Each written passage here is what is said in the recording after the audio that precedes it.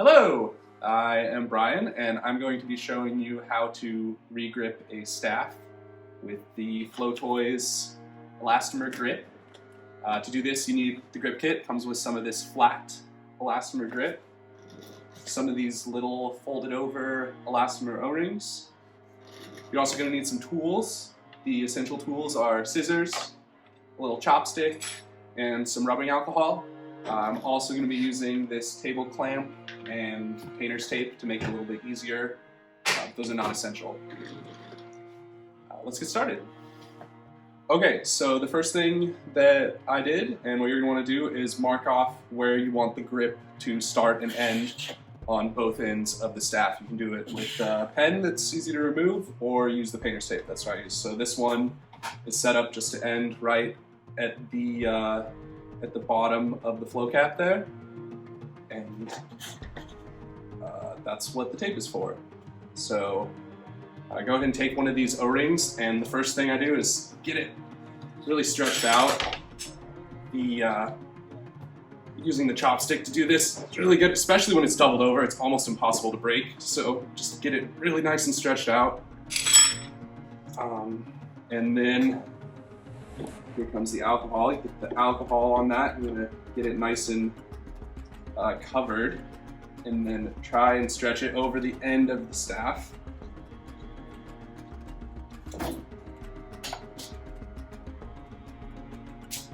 And once it's on there, it's still folded over, and I want to just bring it up right up to the point where the grip is going to end. So for me, I got to get it over this tape, and it kind of dried out a little bit, so I'm just going to dump some more rubbing alcohol on there and push it down.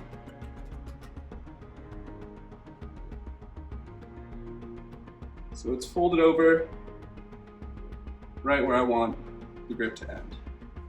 So now I'm going to get started putting the grip on, and you will need a little bit, somewhere around half the size of the staff you're using worth of grip. I'm going to take a little bit extra just so I know I have enough. And I'm going to take this table clamp and clamp the other end to the end of the table over here.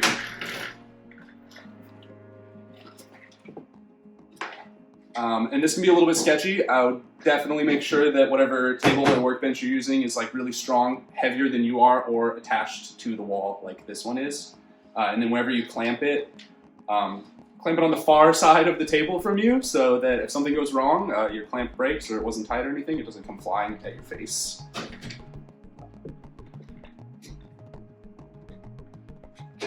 And that just helps a lot for getting it stretched on easy. Kind of gives you a third hand, so you don't have to always be stretching as you're wrapping it on.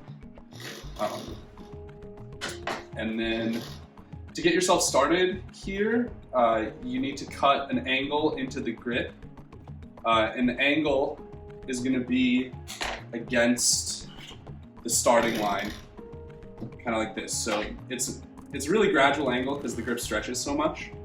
I'm going to cut that little angle in there, and then that's going to be what starts along the line here. And then once I get that, I'm just going to round out the corners a little bit. So take this top corner and just round it out a little bit. And this bottom corner that's a little sharp, and just round that out a tiny bit. And go ahead and give it a lot of stretch just to get started. And I'm just going to start the wrap on the opposite side of where you have the O-ring preloaded. I'm going to start the wrap right underneath your line or your tape or whatever you use to mark it. And I'm just holding down that tip with my finger here, and using the other hand to just get a nice stretch around and over that end bit. And once the grip is stretched over it a little bit, it'll just hold it, no problem. I don't need to be holding that tip down at all once I get my first wrap on. And once you're there, now, if I was doing this by hand without the table, I would be holding the rest of the grip and kind of twisting and putting it around, but instead I'm going to just go ahead and stretch this out a lot. This grip is very stretchy. You can see how you get a lot more than you think you're getting. and then start to turn it slowly.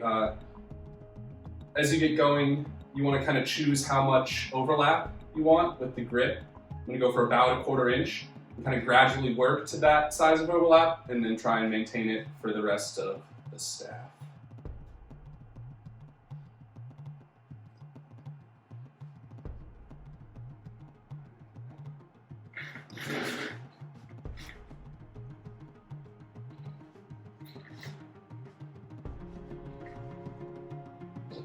Just try and keep a really even pressure on the elastomer. This is one of the reasons clamping at the table just helps so much.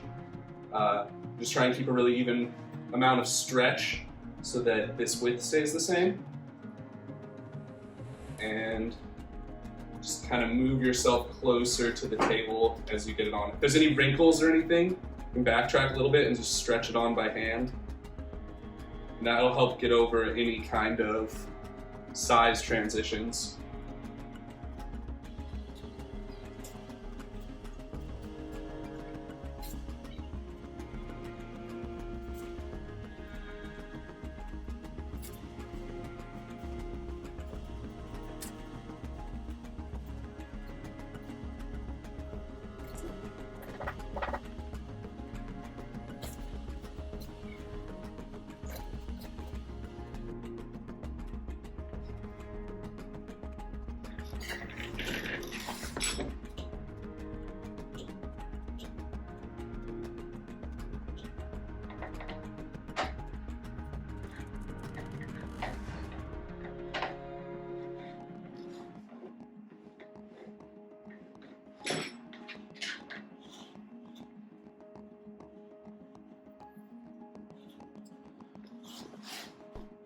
Okay, so now I've wrapped it in grip all the way to the end that already has the O-ring preloaded.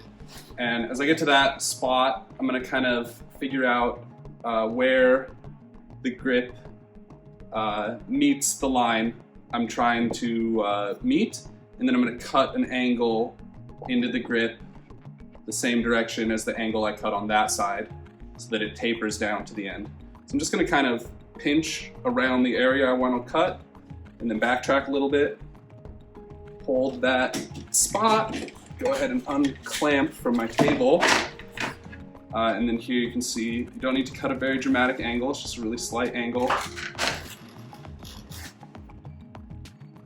Just like I did on the other side, I'm just going to round these corners out a tiny bit.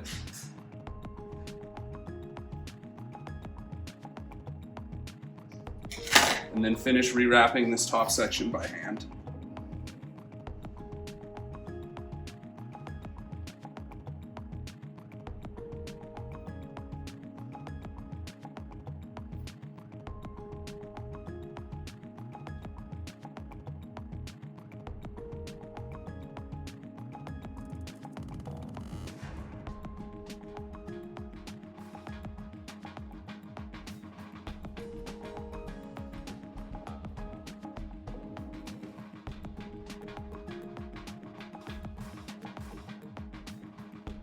So as you can see, I got pretty close to where I wanted to end up, but didn't quite nail it perfectly. That's okay. I'm just gonna slide this little O-ring down a little bit farther and then use the chopstick to fold it over onto the part that I've already gripped so that it holds it down. So I need to get it kind of covered in alcohol again, so that I can potentially slide this guy down a little bit. And then I'm going to use the chopstick, and it helps to get more of the alcohol on the chopstick and kind of negotiate it in between the folded over halves of this O-ring, work it down until it's folded over the end of the grip job there. And then here I can just have this little guy end up wherever I want it. Like here, if I wanted to leave it right there, right at the edge of the line, I could, or while it's still a little bit wet with alcohol underneath there, you can just twist and slide it down all the way to where your grip wrap ends. And then you're pretty much done. As soon as the alcohol dries up, it's just gonna lock in there forever. You won't be able to move it except for cutting it off. Okay, so I would also like to mention that if you have a full vision wand, you're gonna want to do exactly the same as the staff, but you're gonna be starting from the middle next to the string and working out from either side. And then you're gonna need an O-ring on each side, so 2 rings for a full vision wand. And then also remember that one end has the counterweight flow mass, and then one end just has the flow cap. So for the bottom of the wand, leave a little bit of extra, 2 inches of extra space for that counterweight.